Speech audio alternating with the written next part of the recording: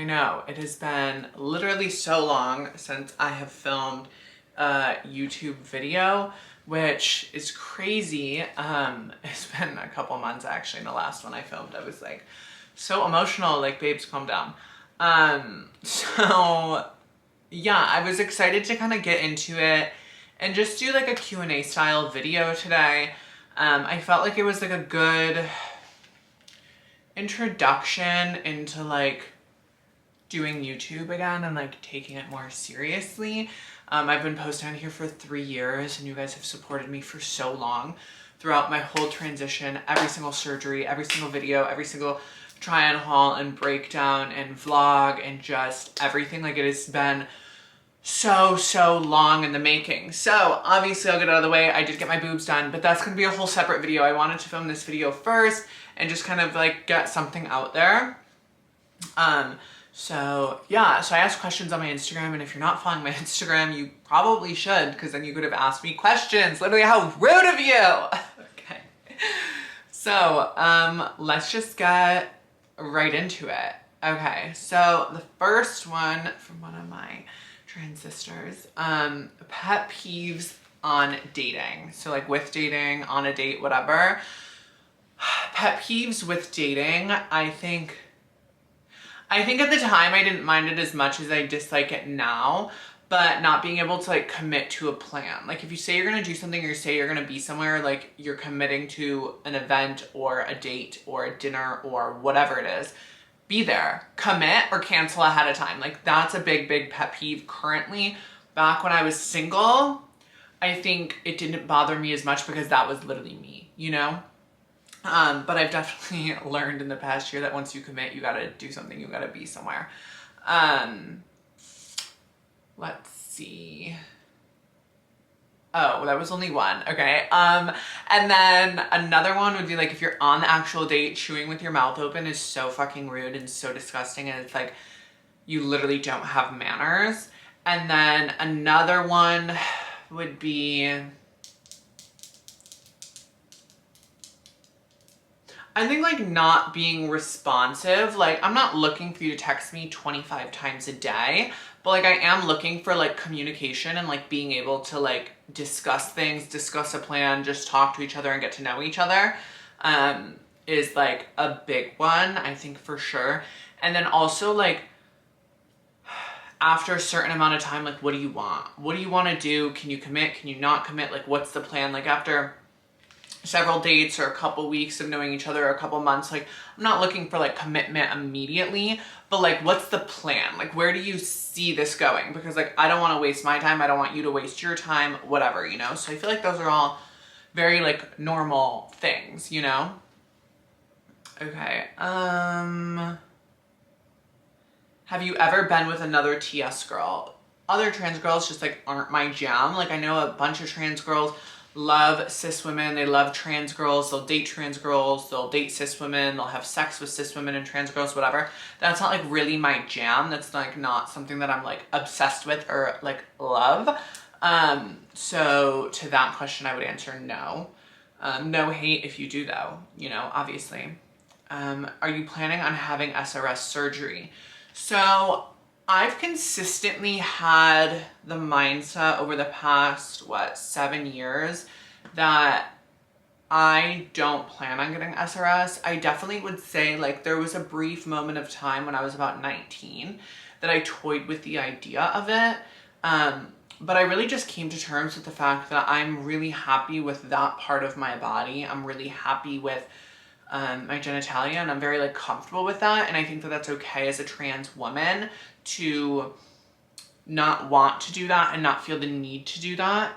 And more power to the women that do get SRS. Love you, amazing, rock on, baby. You're like cunt as fuck, you know, but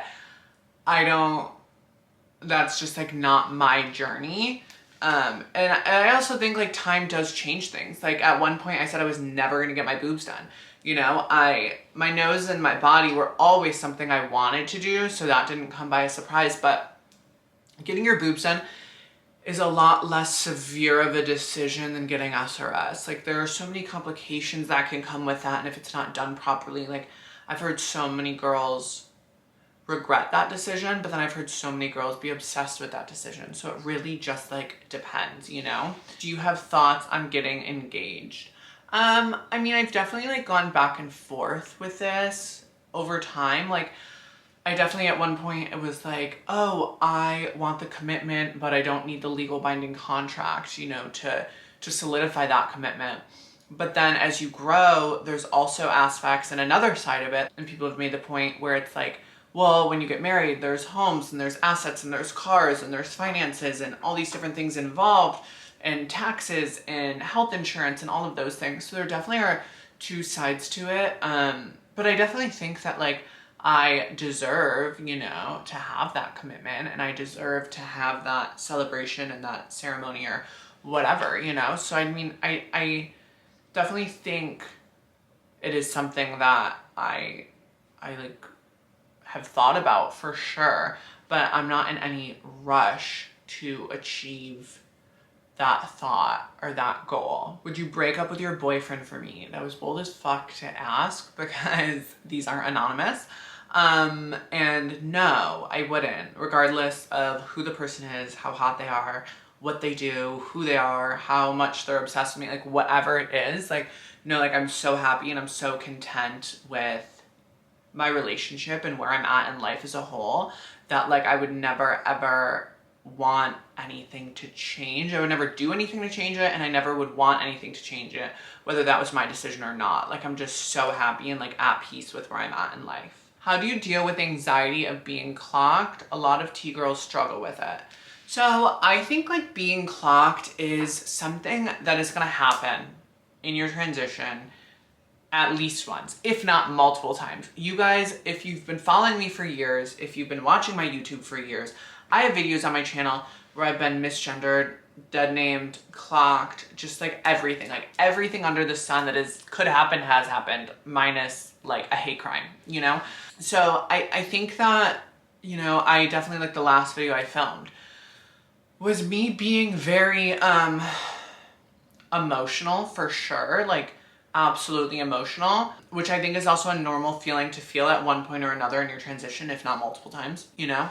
But being clocked, like, it comes down to two options. You either have isolate yourself from the world so that you don't get clocked and you don't get put in those uncomfortable situations, or you have go out, live your life, have experiences in your youth or whatever years you're living, and accept the fact that that could happen. Don't get me wrong, like there are several situations, and I'll even mention it to my boyfriend. I'm like, oh my God, like, do you think that they know? We're like, oh, like I felt like they did know, or oh, they like gave me this compliment or said this, like, do you think that they clocked me or whatever? And obviously there's like ways where people can clock you. They're like, oh my God, you look so feminine, and like, you're so beautiful, and like, you're more feminine than me. And it's like, fuck you. But then there's also people that are like, oh my God, like, I know that you were a man. And it's also like, fuck you. It's just like, and it can go both ways. Like the original where they're like complimenting you, but also clocking you and kind of calling you out. It's like kind of a backhanded compliment, which in their minds, if they're not accustomed or aware of like what it's like to be around a trans person,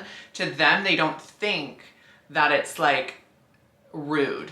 You know what I mean? It's like the compliment of like, oh, like you're really pretty for like an overweight girl. You know what I mean? It's like very much that type of vibe. And it is what it is, you know? And I think you also have to take it with a grain of salt, because some people have bad intentions with it and some people don't. And you have to recognize that, and you can't get horribly angry at everybody that says something out of line or says something inappropriate, because sometimes they don't have the education or they don't have the knowledge to know what is acceptable and what's not acceptable, what's hurtful, what's not hurtful.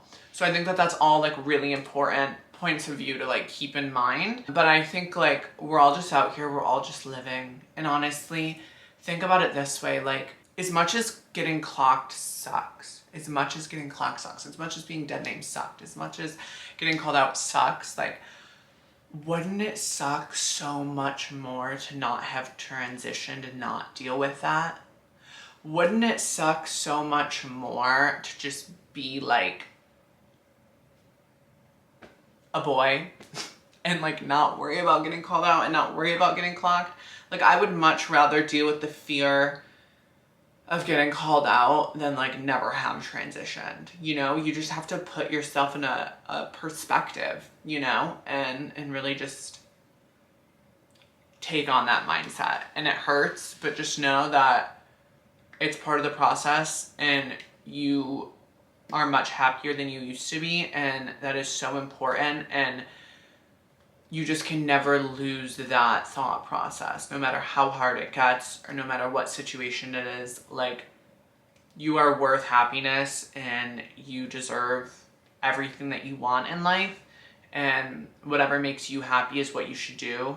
And fuck everyone else. And I know it's easier said than done because it can be so devastating and traumatizing in those moments, but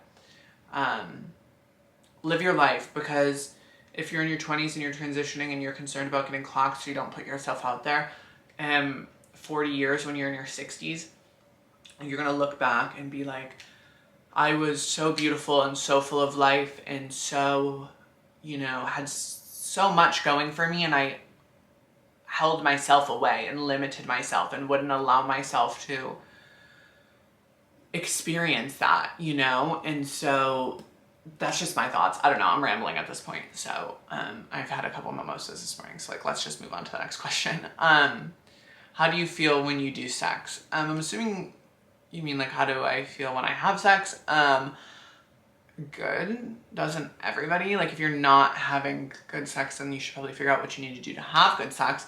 And obviously there's a spectrum. Sometimes it's out of this world, sometimes it's like very mediocre, and then there's like the middle, you know? And if you're not experiencing everything on that spectrum, everyone does at one point or another. So I would say that I feel good during sex. I don't know. How do we know if I'm a trans when I'm a femboy? Question mark, pink heart emoji. No one can tell you if you're trans or not. Like, you just know. Like, there are people that are just feminine boys, and that is okay. There's nothing wrong with being a feminine boy. Just because you're a feminine boy does not mean you're trans, you know? Just because you're a masculine girl does not mean that you're trans, you know?